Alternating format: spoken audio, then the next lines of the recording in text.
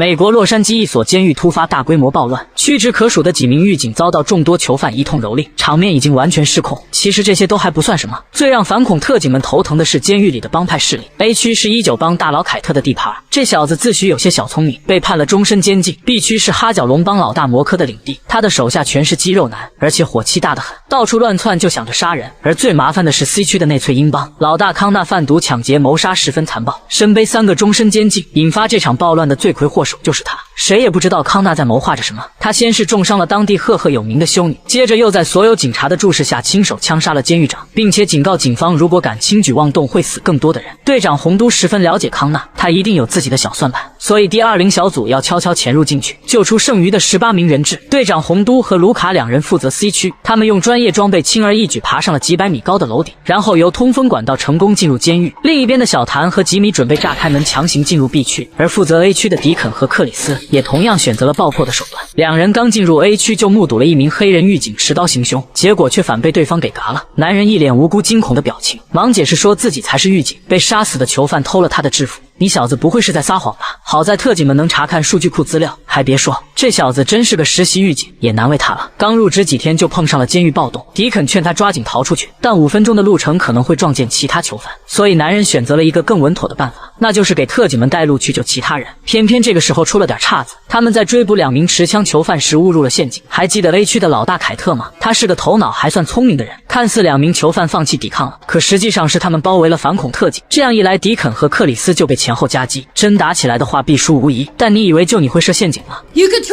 That's right, Redbone. You know the name, don't you? I heard you're a smart guy who likes to lay traps. So you should recognize when you're being set up in one. You're not the only crew bringing backup. Put the guns down! Put the guns down! Put them down! 不知道这小子是假聰明還是真傻，反恐特警有可能就派出他們2個人嗎？接着在獄警的領路之下， A 區的幾名人質很快就被解救了出來，大部分囚犯也重新關回了牢房。可 B 區這邊就有意思多了，吉米和小譚盯上了一個可疑的房間，衝進去卻被眼前的場面驚呆了。好家伙，這4名囚犯竟然邊吃冰淇淋邊刷着巨石的精彩解說，還嫌特警的出現礙事了，讓他們出門左拐捎帶着把門也帶上。結果吉米還真就滿足了他們，把這4個人分開關進了2間牢房，卻沒想到這個不經意的舉動竟然爆出了一個不為人知的秘密。通常監獄的牢房標配是2個人，但這裡最少關押4名囚犯，難怪會發生暴亂呀。更可惡的是，吉米在 B 區發現了血汗工廠，監獄在利用廉價囚犯作為勞動力制作防彈背心。突然他們遭遇了幾名囚犯的襲擊，雖然這些囚犯都是肌肉猛男，但武器和彈藥有限，想憑借普通的防彈背心接住反恐特警的5.56口徑子彈是不可能的，而且小心會被爆頭哦。在吉米的一番勸降感言結束後， B 區哈角龍幫的囚犯們也全都投降了，但除了老大摩科以外，他很不情願地舉起了雙手，還想最後再掙扎一下。吉米和小譚對上这個大塊頭也沒啥把握，所以乾脆2個人一起上得了。可就這還費了好些勁呢，愣是打了好幾個回合才將他給搞定。但這也不錯了，足夠這小子在監獄裡向小弟吹幾年牛逼了。雖然搞定了 A 區和 B 區，可最難纏的還在洪都和盧卡這邊。C 區老大康納手裡挾持着修女做人質，囚犯們手裡還全都持有武器。稍作計劃後，洪都決定硬攻，利用閃光彈讓他們短暫失去視覺和聽覺，接着先後控制了幾名囚犯。但康納這小子反應極快，他第一時間挾持着修女向後方撤退。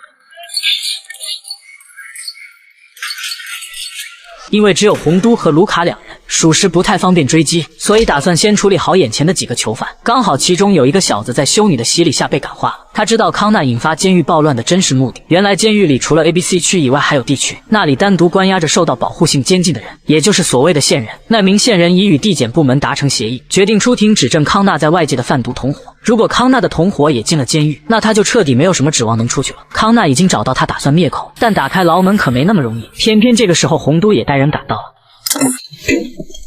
經常玩催淚彈的寶子們都知道，這玩意兒的感覺可不好受哦。特警們趁機拿下了幾名囚犯，康納仗着手裡有人質不停叫囂，但洪都可不慣着他，瞄準大腿就是一槍。被激怒的康納撇下人質扭頭就跑。洪都先確認了修女沒有生命危險，接着獨自一個人去追捕康納，但沒想到這小子早有預謀，他竟然脫掉囚服跑路了。與此同時，警監傑西卡發現一名可疑的獄警，他數了數被救出的獄警人數，又向監獄承包負責人確認了一下。傑西卡十分篤定眼前這個獄警就是逃走的康納。康納這會兒心都涼了。雖然監獄暴亂已經告一段落，但還有一件事情沒有結束，那就是一間牢房塞4個人的血汗工廠。這場監獄暴亂和獄長的死都和他脫不了干係。當然啦，就憑洪都這個嫉惡如仇的倔脾氣，他一定會去監獄局和市議會舉報的。He always angry like that? Only when he sees someone who deserves to be behind bars. And in my experience, he always puts him there. 關注巨石，明天接着講。